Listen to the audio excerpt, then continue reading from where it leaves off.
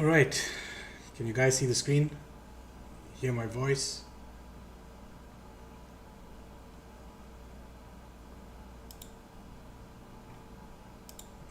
Just let me know what the quality looks like as well. Is it 1080? Thanks, Juan, thanks.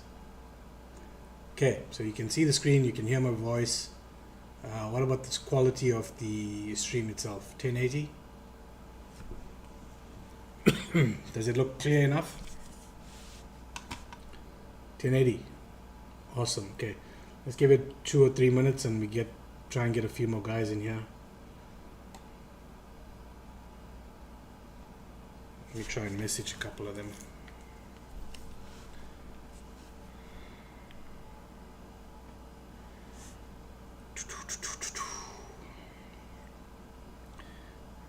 Yeah, if you have any questions, you can ask them here.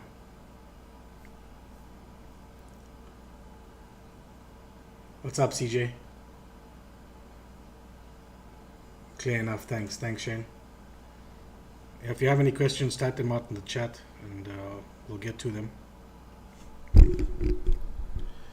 We shall get to them, my friends.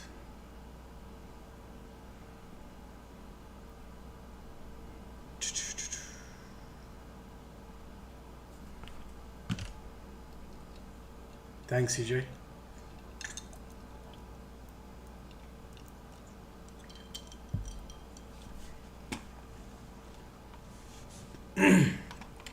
You know, had we had this live on October 9th, Nally, we would have, I think at that point, we were about here. And then we were looking for the pop-up here. But anyway, we'll chat about it now and speak about a few things.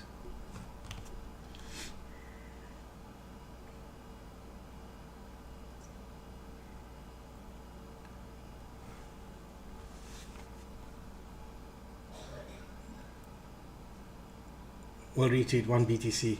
I'll pay you in kind, CJ. Pay you in kind. Let me try and let's just have a look at my monthly chart here. Maybe I'm going to change the colors up so you guys can see it a bit better. Maybe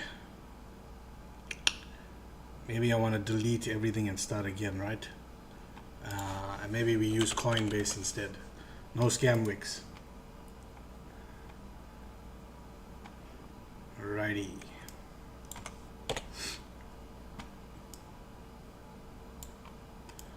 Is this color okay for you? Do you want me to make the up candles a bit darker? Just let me know.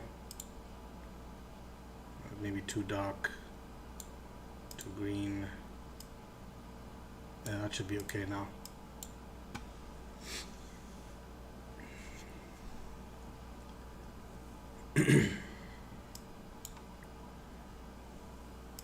Right, shall we start?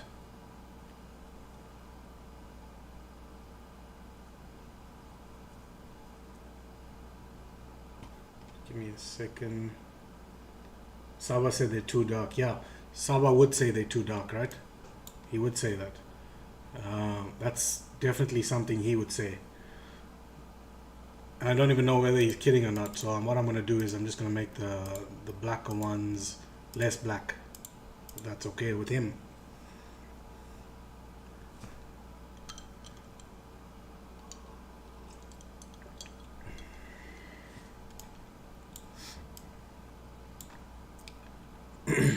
Right.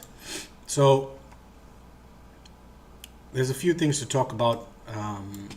Firstly, when BTC had its drop here, right? So the one concept I want you to take away, for those of you who are lucky enough to be watching this, I'm going to give away a bit more sauce than I would like to for you guys. The one concept that I want you to take away from this stream, well, one of many, is the concept of range highs or lows and willingness to go lower or higher, right? when you have a range high like this, for example, right here, and once a candle comes through and wicks through that range, like we saw here, the failing or failure of that candle to close above this high algorithmically will draw price to the low of this candle, or the first candle that wicked through the level, right? So we'll make that blue, make it a bit bigger, make it blue. You understand that? Make this red, make that a bit bigger, make it red. So when we fail to go above the red, which is the range high in this case, the very first wick through, we immediately tag the low of that candle in this case, right? Because the algorithm is going to be drawn to this low after it failed to close above this high to seek liquidity, either to go higher or to go lower. You could use this concept on all time frames, any time frame. I mean, I could change this to this high right here and this low right here. See what I'm talking about? Same thing. You could change it to this low right here, this high right here. When we fail to go below a low, let's try and do it this way so it seems a bit better. When this candle right here wicks through it and fails to close below it, we immediately mark its high and target that right there. Thanks, Aegon. Right. So when we use this kind of logic on any time frame, you would see that had we known this or used this with BTC right here, we would have at least taken a trade to that low right there, right? That's the highs. Now, the concept of CSD can also come into play. When the low of an up candle gets taken, the way I frame it, or the high of a down candle gets taken. Now, when we start to push away from a level, there's a few things that we would like to see happen. When we talk about an order block, the order block should ideally, not every up candle is an order block. Not every highest up candle or lowest down candle is an order block. An order block should ideally take liquidity, and then there should be displacement away from that order block. So in this case right here, we could use this up candle. This would be your order block right here. Here's your displacement inside that order block right here. If you guys are familiar with ICT concepts, let's take away the range right here. Then this would be an IOFED entry right here, right? We just tap into the FEG and price moves away. When we start to break below lows, right? So candles that take liquidity, like this down candle right here, took liquidity of candles to the left of it. So all of these candles, liquidity was taken here. We retraced to give us the IOFED entry. Once we go below this low, you should expect a speed and a breakaway gap, right? There's your breakaway gap. There's your speed. Now these breakaway gaps should ideally be left open, which you see in this case. It was left open, and then price melted down all the way here, right? When we come back to these breakaway gaps, it is very important because these breakaway gaps become fair value for selling. So when price comes back into them, you're either going to use, like I said, IOFED theory, where you do something like that and you short at the entry. Or you could use consequent encroachment, which is 50% of the gap, like you see here, which we perfectly, almost perfectly tap it there. Let's just darken that up. Right there. And the only time we would flip bias from this becoming fair value for selling would be an instance where we close above a breakaway gap, right? So had we closed above this, or if we close above this, this gap right here would become what ICT calls an inverse FEG, right? An inverse FEG basically is an FEG that has now flipped from resistance to support. So once we close above this breakaway gap, very important definition, close above it, it should flip support, and we should be looking to buy these. Unless we go back below the breakaway gap, we would look to then short this, and any order blocks created inside here as reclaimed order blocks in order to go lower. Now, if you look at that theory on BTC, we can see that, let's just try and find a tiny little breakaway gap inside here, right? We'll extend it out in time. There you go. Let's bring it to wick to wick. Can you see what I'm talking about when we closed above it? It's the tiniest of breakaway gaps, right? We closed above it. I'll make this one a bit darker. It flipped from resistance to support. The fact that we closed above it would mean that any retracement back to it would be too long. Now, the idea behind longing BTC in this area, if we look for added confluence, would mean if we are starting to close above highs, right? Any highs from the range low onwards, right? Let's talk about a high right here. Once we start to close above these highs and we create these FEGs like you see here, these FEGs you could use again IOFED ideas inside here and enter once price dips back into it, because this particular one is fair value for buying. If we take away this inverse FEG right here and we mark off another monthly FEG right here, you can see this FEG here, fair value for buying. You only get bearish at this point if we had closed below this on a monthly level, because this is a monthly FEG.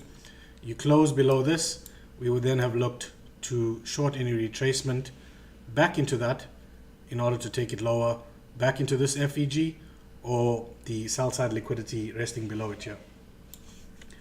Now, when you look at these ideas of using FEGs that should support price in the direction of order flow, we can use these, like for example, this FEG right here, this monthly FEG right here. This FEG, if you think about it the way I was taught this, is that if the guys down here, let's call them the big guys, if they were longing down here, where would they look to exit their positions? In an ideal scenario, it would be above range highs, right? Any imbalances created like you see here, because when you have down candles like this that create imbalances inside here, which is one-sided delivery, in this case a SIBI, there was no buy side offered inside this imbalance here, which means if they drive price to this imbalance right here, they are willing buyers that are looking to buy above market price, and if market price is here, then they are willing buyers above here. These guys down here could easily sell to willing buyers inside this FEG here, right? Using the same theory there, when we came back into this monthly FEG here, the constant dipping back inside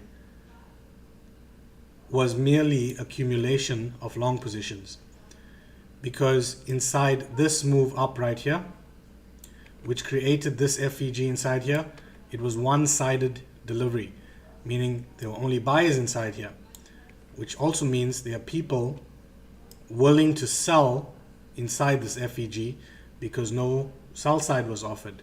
So when we dip or kept dipping back into this BSI or FVG right here, these guys could accumulate their longs by buying from whoever was willing to sell inside this FVG, because there's willing sellers inside here. And if there's willing sellers inside here, these guys are buying those BTC that these guys are selling. And where would they look to distribute that or exit their positions? They would either look internally to any imbalances, and once they clear the internal liquidity, they would then look above daily highs or imbalances. Where's our imbalance or daily highs, or where were they resting? So they were resting above here.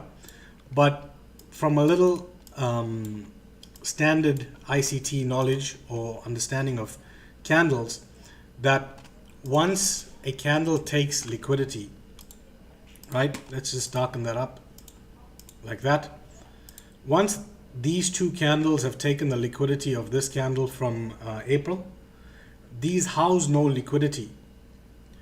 So they would ideally not be looking to just send it above these candles here and exit their positions, because these house no liquidity. So we would have to look to the left, and what do we see? We see this monthly, let's call it here, is it this one? The IOFED entry would be this, right? It would be that high that they didn't tap in July. If you zoom in there and look at it a bit closer, you can see right here they didn't tap that. And if they want to exit their positions, it would ideally be above this high, right?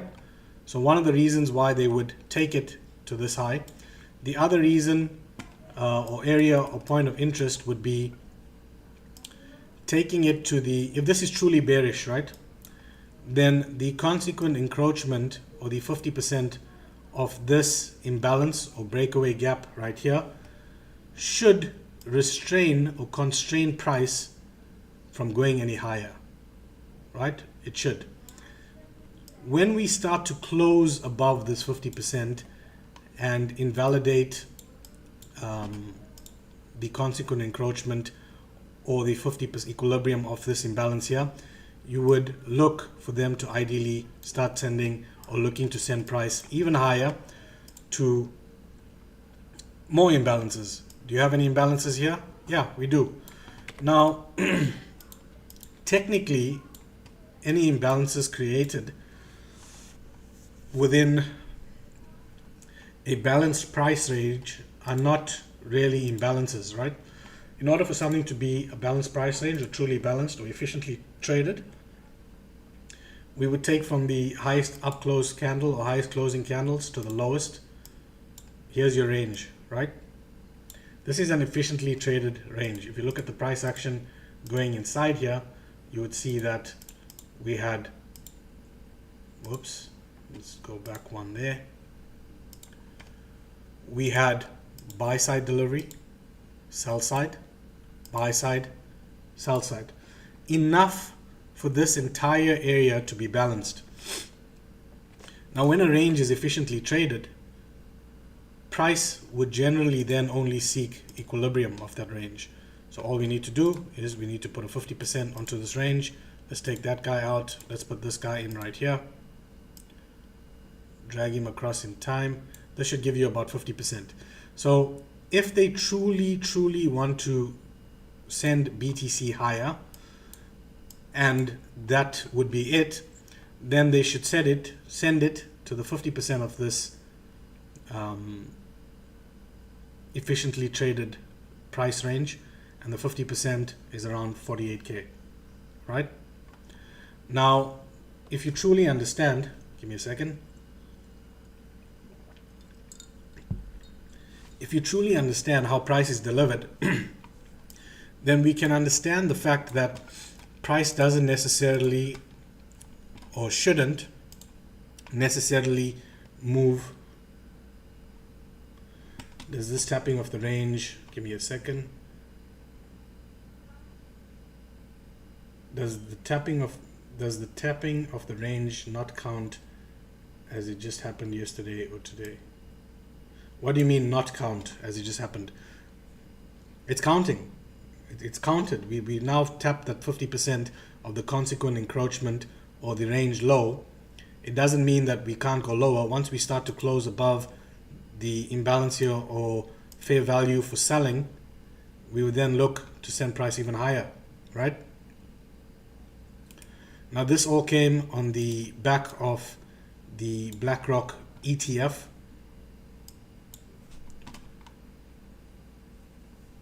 Right? Yeah, it can be enough, but most likely, Niley, what happens is when you look at the elements of a trade setup, consolidation generally seeks equilibrium, right? If we had consolidation like this here, then we should ideally seek equilibrium here if it wants to head lower, right? Consolidation seeks equilibrium. Retracement seeks imbalance, expansion seeks order block, and reversal seek liquidity pools internally or externally. So we are not here to say that BTC shouldn't go higher or can't go higher, right? All we're doing is we're playing level to level, and what's being given to us or shown to us right now. Now, as price moves higher, you understand the concept that any FEGs created as price moves higher should contain price and support price to move even higher once you dip back into them, right? Just as this concept is used to indicate price being supported, we can flip it and use it for price being rejected once we close below them. And the concept or theory of an IFEG or inverted FEG is, if you look at something inside here, right? Let's look at this right here. I'll make him red just so you can see it a bit better. At this point, price closed below and created this inverse FEG here, right? We then closed above it on this candle right here, which means any closure above an opposing FEG or an FEG that you would have regularly or ordinarily used for selling, it means any retracement back in would be for buying, and that's how we get up here, right? And the same goes once we close below it right here, that any retracement back inside here should be used for selling, because now it's flip narrative, and then we get this here. You see that?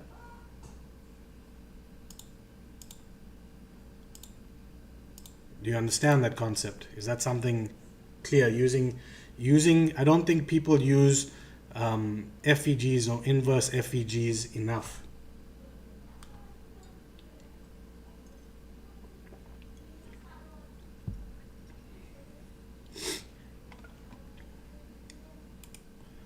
So we could technically extend this inverse FEG out in time and see what happens when price comes back to it on a monthly, right? Now, earlier today or earlier in the week in my Discord, I tweeted a price movement like this. From here, we tap this consequent encroachment right here. We do something like this, right? We head lower. Back into this order block here, imbalances inside here, and then we head higher to take out the high of the candle inside this FEG here, like this or higher. and we could do whatever we want. We could be stuck in a range, come back here, be stuck in this range, or we could just be heading higher. We don't know yet, right? We could even head lower. Who knows? All we know is that we had an expansionary phase here, and the Elliott wave guys know that we should now be seeing a contractionary or corrective phase, which is what we're looking for. And these corrective phases could come in many different forms: flat corrections, zigzag patterns like I have drawn out here, anything, right? We don't know what they would be yet. We can only make assumptions. So ideally, and it's purely because there's a signature, right? There's a signature of price that when you create a high inside an FEG, and I'm just trying to find an example. Maybe I'm going to look for one in my Discord and then show it to you. Just give me a second.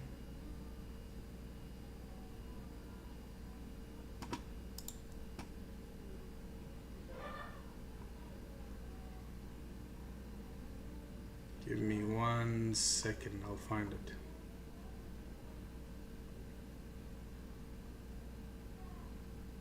I shall find it. Here we go.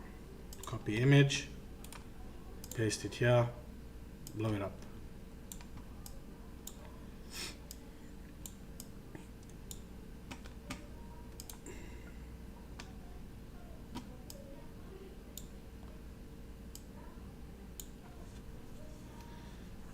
Right.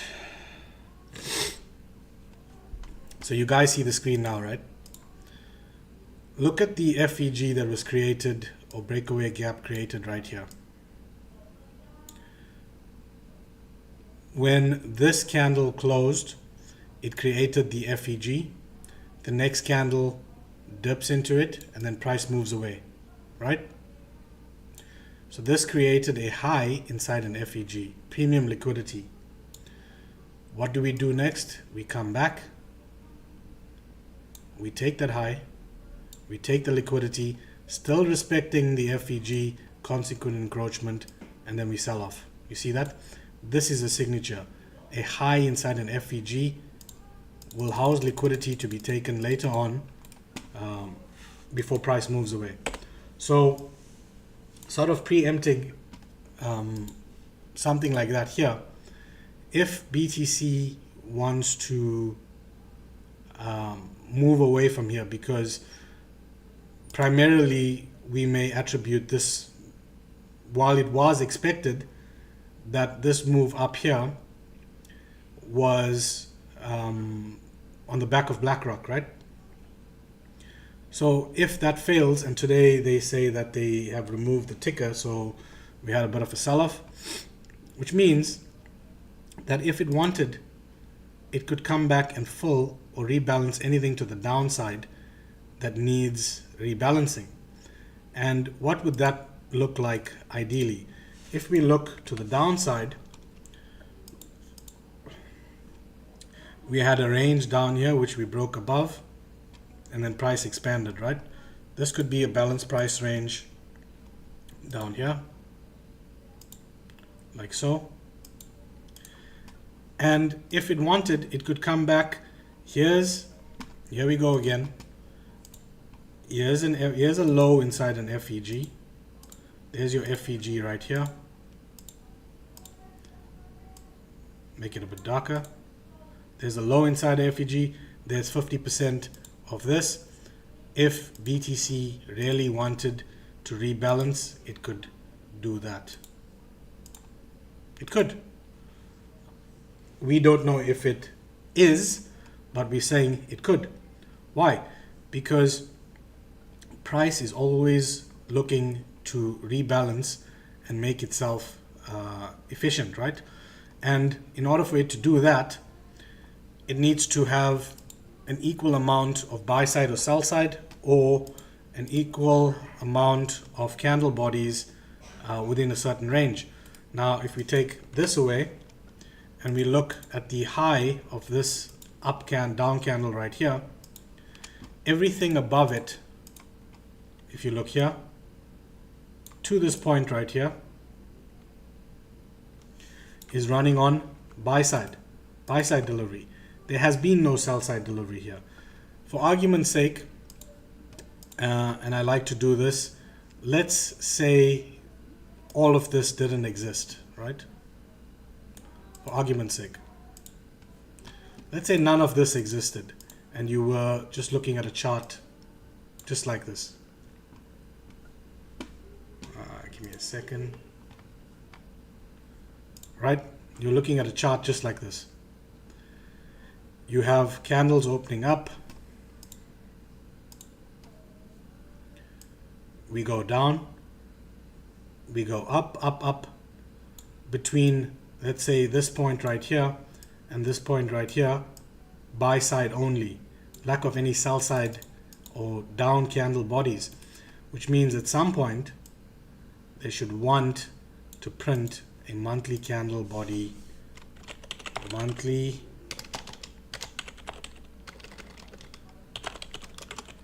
candle body here, right? They should want to do that. Once they do something like that, we would then have give me a second.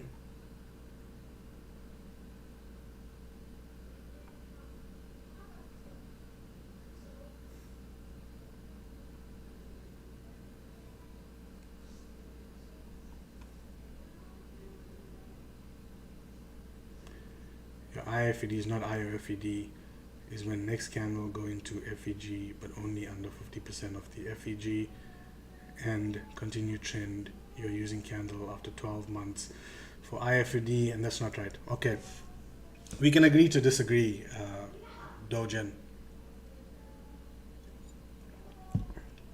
Right, I'm just telling you how I use things. You may use things a bit differently. I could be wrong, you could be wrong, I could be right, you could be right. Who knows, right? Where were we? Right, the need to print a down candle or monthly down candle body at this level here, which should make this entire range efficient now, right? Now, if the month closes exactly how it does right here, let's take this away. Let's put the high right there. Let's mark that off. A candle body close above this level here. And then, for argument's sake, let's say we take the low of this candle body. If you watch my previous YouTube videos, that would be a change in the state of delivery. It means the buy program is done. There's a change in the state of delivery, and we should be looking into a market maker sell model, right? So we would move from buy side of the curve to sell side of the curve, right there. Now this is a monthly time frame. Let's try and, are we clear with the ideas? The ideas are all the same, whether I use a monthly, whether I use a weekly, a daily, hourly, whatever it is, right? The ideas are all the same.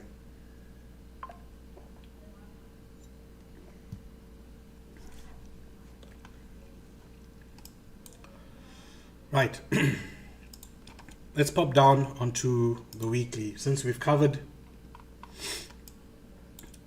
most of what the expectation is to the upside, right? How would we know, or when would we know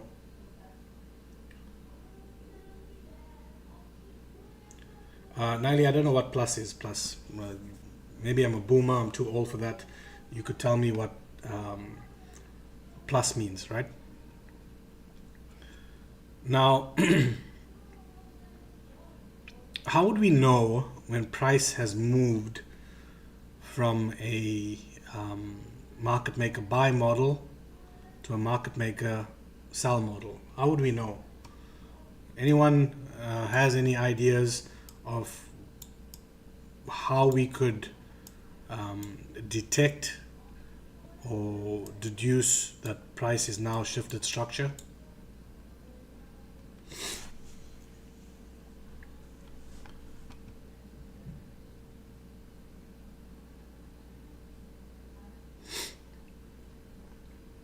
While you guys think about that, I'm gonna just refresh on a few things here. Again, you see the idea, this is on a weekly. When price closes below opposing FEGs, remember as price was moving up in this leg right here, it created this FEG right here. When we closed below it here, this FEG should act as resistance to send price lower. When we close back above it, it should then act as support. We have another FEG or inverse FEG. This should act as support right here. Closing below it, we do something like that, and then we look to the next one, so on and so forth, right? Same inverse FEG ideas. Right, up candle traded through, right? Key liquidity, point of interest, right? CSD on 1 hour at high time frame point of interest. Perfect, right? But I've added more confluence to my trading personally, right? Where I tend to look for reversals after CSD, more so based on opposing FEGs being closed below, and more so any breakaway gaps being closed below, right? That's if you're bearish. Let me try and find a few examples for you.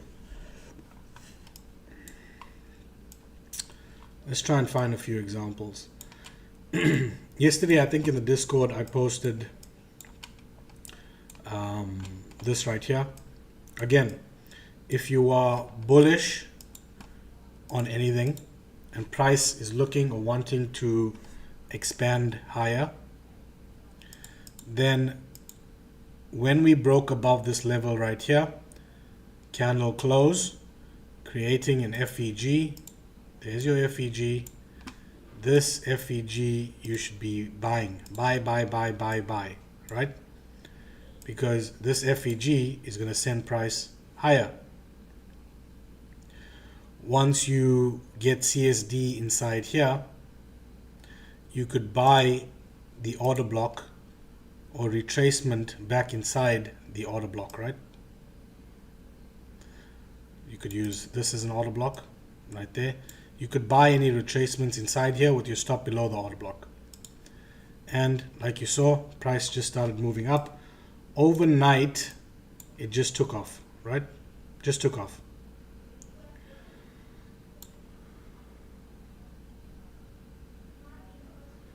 That candle is key as it took liquidity. Right. Now, getting back to what I would look for in any reversal type of pattern or setup, right? Again, you can see the idea right here. As we close above highs, let's say these are the highs right here, and we close above them. Closing above highs or below lows indicates sponsorship, right? Or institutional order flow. Any fair value gaps created, in this case we call it a breakaway gap, should be used to enter, right? There. You would only get bearish in this case right here if this went into a high time frame point of interest or took liquidity here and we closed below the breakaway gap. That's the only time you get bearish. Closing below a breakaway gap or opposing FEG. As price is starting to move like this, right? We break a high again. You could use the idea I showed you at the beginning of the call, where if this is a high right here in red, we fail to close above it, the draw is to the low in blue, and there we go, right here.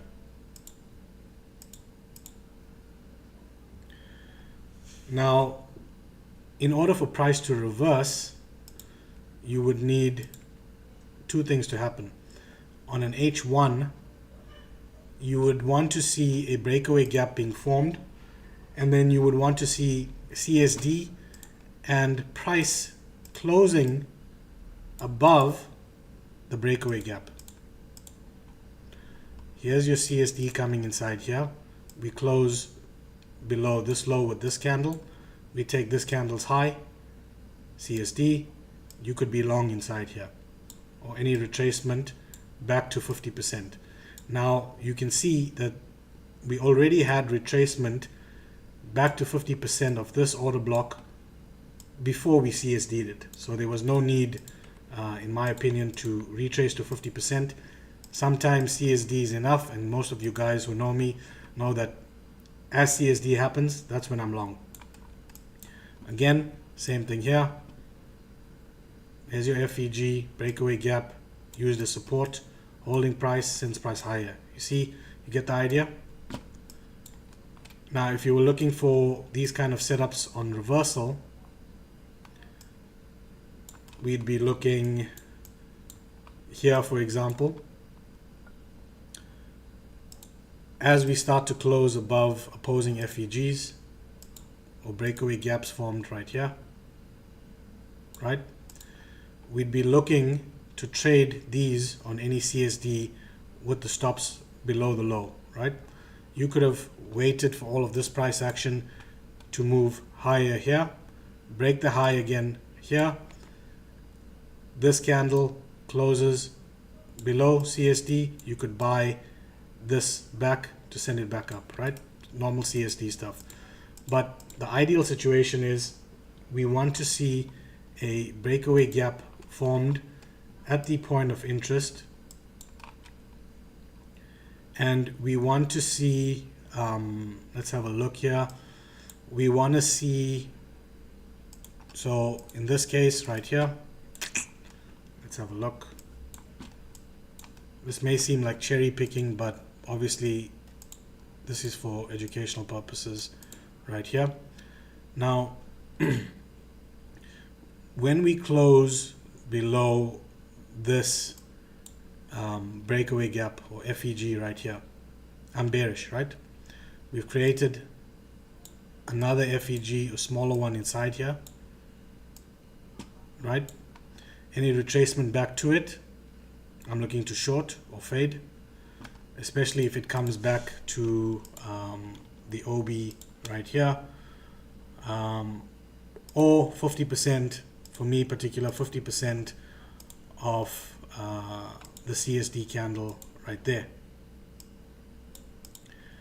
Now the fact that we had this little retracement back to it here, I wouldn't ordinarily look for retracement back to 50%.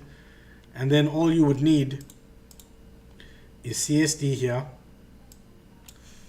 Let's look at it. CSD here. Dealing range to be created. So high. There's a dealing range right here. Retracement to 50%. Stops above the high. Target some imbalance to the low of us, right? Now, the key of this, or the key takeaway from this stream, was to actually get you guys into using FEGs or breakaway gaps more, right? Because once we use these breakaway gaps more, it starts to give us a more mechanical approach to trading. It gives us a more mechanical approach to trading in the sense, or in terms of, you could go back and backtest this. Don't take my word for it. Go back and backtest this. Look at how much better your setups would be if you incorporated an opposing FEG or fair value gap being traded through before you sought anything to reverse. Because in an ideal situation, for a reversal to occur, it would have to happen above some point of liquidity, high time frame point of liquidity. It would have to then give us a shift in structure. So how would you determine a shift in structure here, right? You would either look for a dealing range to be formed, take the high here, you could take the low form there, look for reversal at 50%. Ordinarily, you could mark off a change or shift in structure once we go below that low there. That confirms a shift in market structure. So lower high, lower low, retracement back to order block, shift in structure. See that? So I'm not sure how many of you use ICT concepts, how many of you use more mechanical or try to use more mechanical approaches.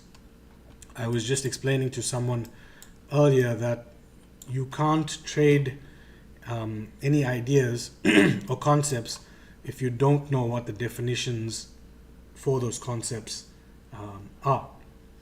So for something to be something or not be something, you have to understand what it should be or what it isn't, right? It either is or isn't. That's just basically it. So if there's any questions you guys have, you can send them to me now. I think we pretty much covered BTC. On the H1, what I'm looking at right now is something very interesting where we've closed. Let's get rid of this guy right here. Let's look at this, right? We've closed below that, right? So anything inside here, you're either looking to short, and where would your invalidation be? If this was a low right here, I know, whoops, give me a second.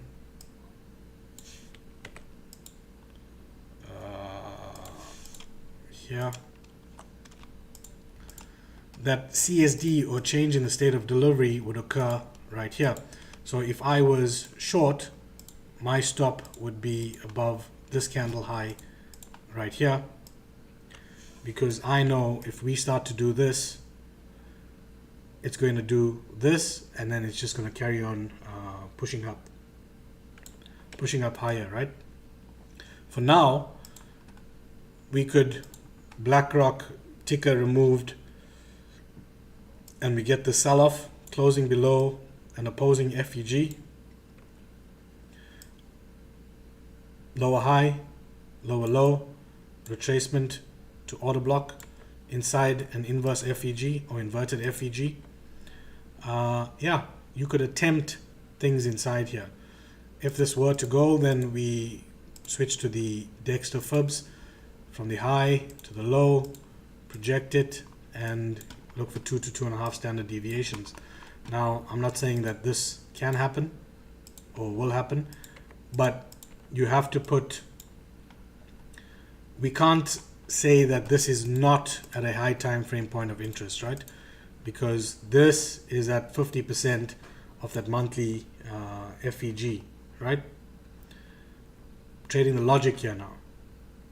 I'm wrong above here, and I'm more right, I'm happier if it starts to do that.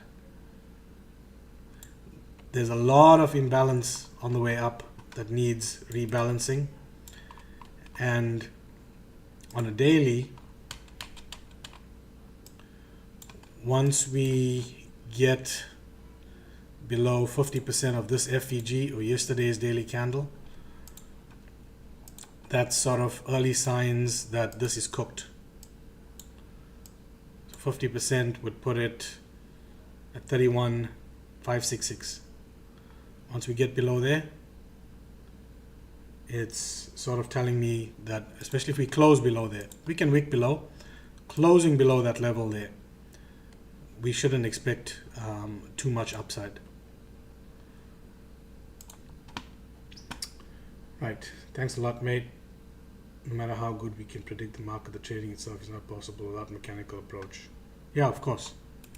Everything has to be mechanical, methodical, some logic to it in order to take or trade an idea.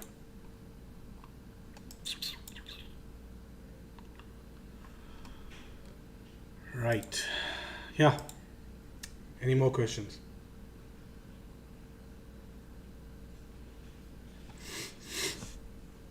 Whenever you're free, can you kindly do one stream on NASDAQ, please, basing it from the previous week data? Yeah, of course. This is not that stream. This is a Bitcoin stream. So, yeah, I'm sure we can, maybe tomorrow or something, we'll do one on NASDAQ. Sure, Alistair, what is it that you needed explaining?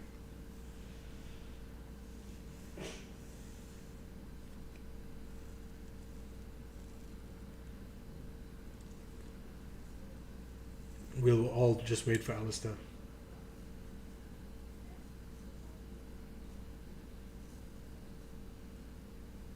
So a breakaway gap, the way ICT uses it is different from a normal FEG, where a normal FEG, you see many of those. They can get fully traded to.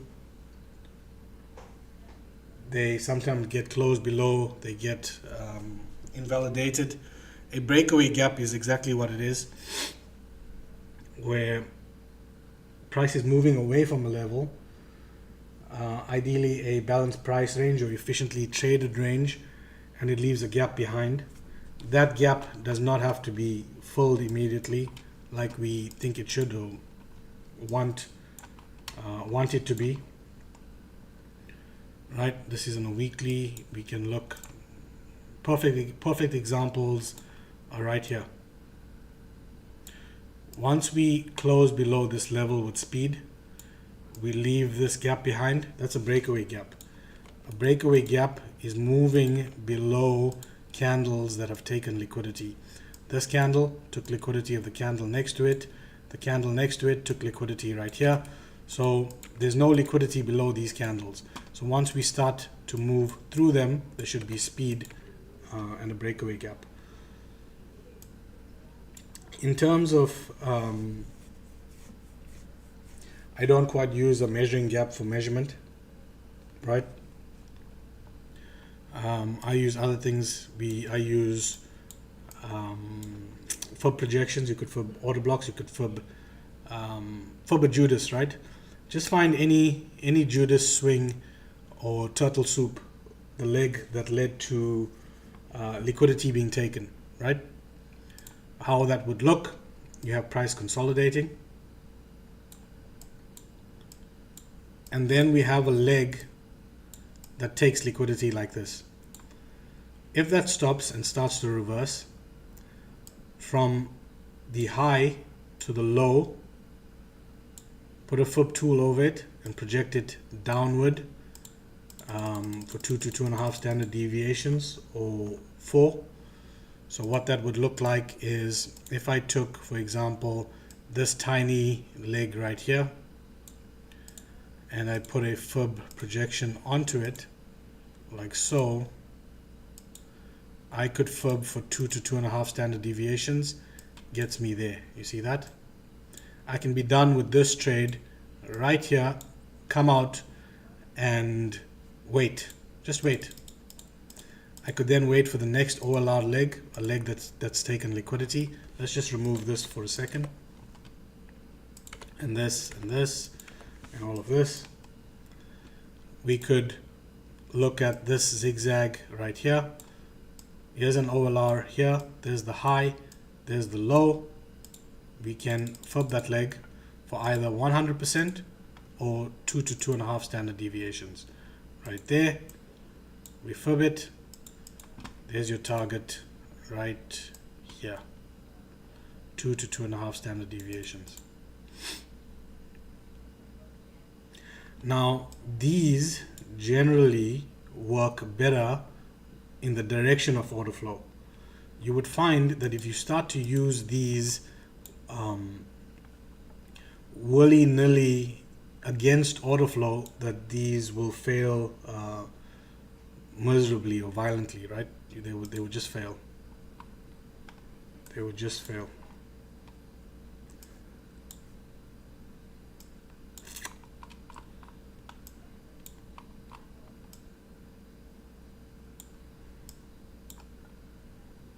I mean, take any leg, find any leg in price like this to this, fib it, there you go. If it closes above the 2.5 standard deviations, target 4 to 4.5, right there. See that?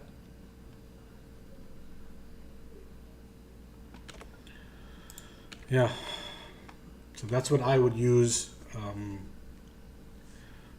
for targeting levels, especially if we've taken sell side liquidity. Then we're looking for any or all liquidity generated on the buy side on the way down. So here, any failure swings inside here, anything, all of these highs, trendline liquidity up here, and anything to the left that I can frame on ideally a daily level, I'd look to take.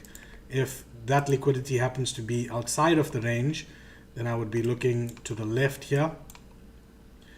Anything to the left that I can frame, I would frame imbalances. I would frame this high right here. I could frame that high right there. All of these, right? All of these. And you would find that this or these failure swings is where price should be drawn to. See here, and we had the low of the efficiently traded range. Currently we tapped the very first one. We haven't gotten to any other daily levels.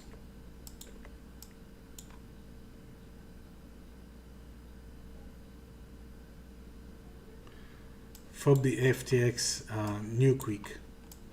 So was this the FTX new quick right here? Now this one becomes a bit more, let's look at something here, right? The low came in 15,460, the low right here. So technically this is a lower low right here, which came from this low to that high. 2 to 2.5 standard deviations here, and lo and behold 4 standard deviations right here. I don't even look at the 4.5, to be honest with you. I'll look at 4 right there.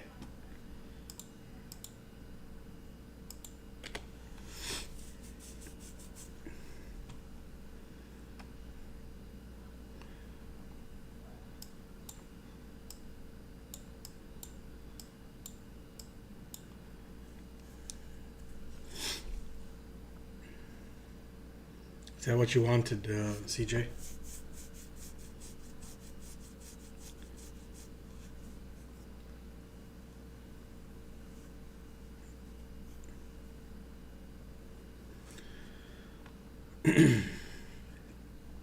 Yeah. Any other questions, boys and girls, if there's any in here?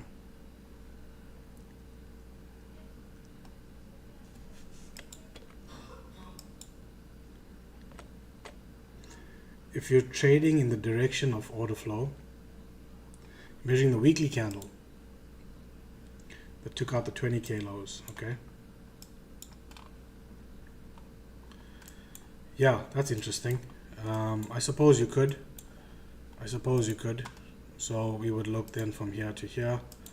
And right, so what that does for us, CJ, is tells us when we use these fibs, right, your target ideally would then be somewhere here, right?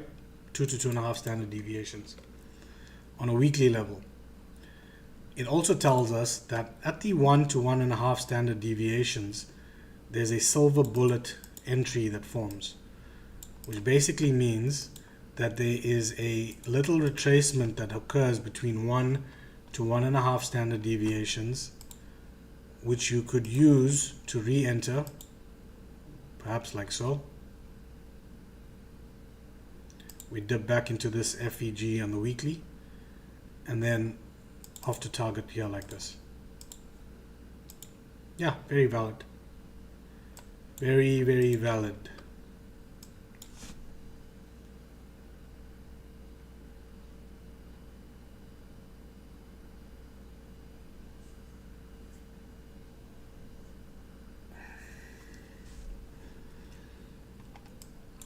delivery is on buy side at the moment. So unless we see market structure shift occurring and delivery switching to sell side, there's no need, there's nothing on the weekly that's happening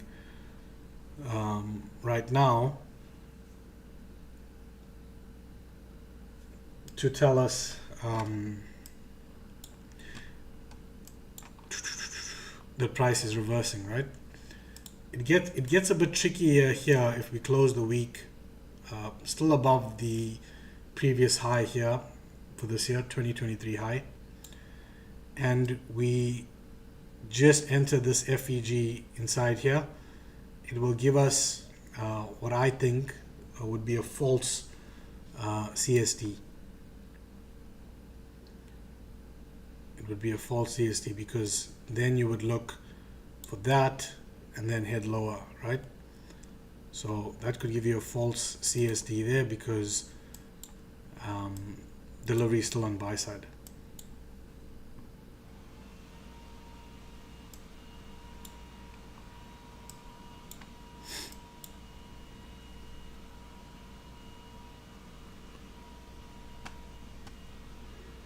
Oh, I wasn't using log. Yeah, well, look, I don't know. You weren't using log on the fibs. I don't know if that makes a difference. Yeah, we add 2 to 2.5. Same difference, right? So you could say there to there. Nothing wrong with it. Nothing wrong with it. But we could then, what would we? We could then attribute maybe retracement here, and then we start to close above 2.5, and then we hit the 4.5. Yeah, but I'm not looking for this 4.5, so I'll take your 2.5 standard deviations here. No problem. No problem.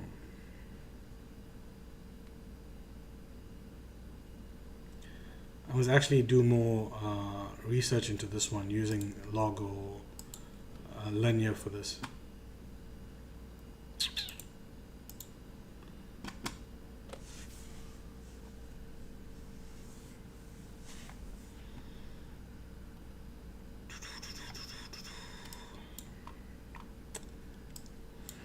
Yep, so that seems like it, guys. This will be uploaded to YouTube. Thanks for those of you who have joined live, and to those of you who have just watched it as a recording, I thank you for that. And let's try and plan another one on something else. We'll put a poll up on Twitter. You choose the asset. Maybe it's going to be NASDAQ. I do those ones often with my group, so maybe we can do NASDAQ next.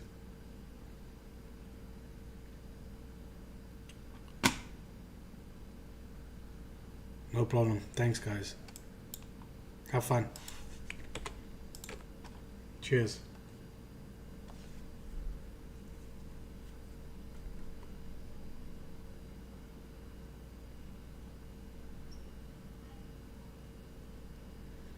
Ah, nat gas. Yeah, you'd love that. You'd love a whole stream just about nat gas. We'll have to slide in my DMs for that one. Thanks a lot. Gonna enjoy what's left of my birthday.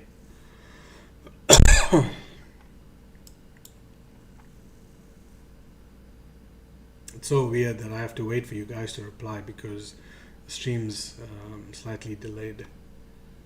So don't feel bad or sad that I'm just gonna end the stream right here.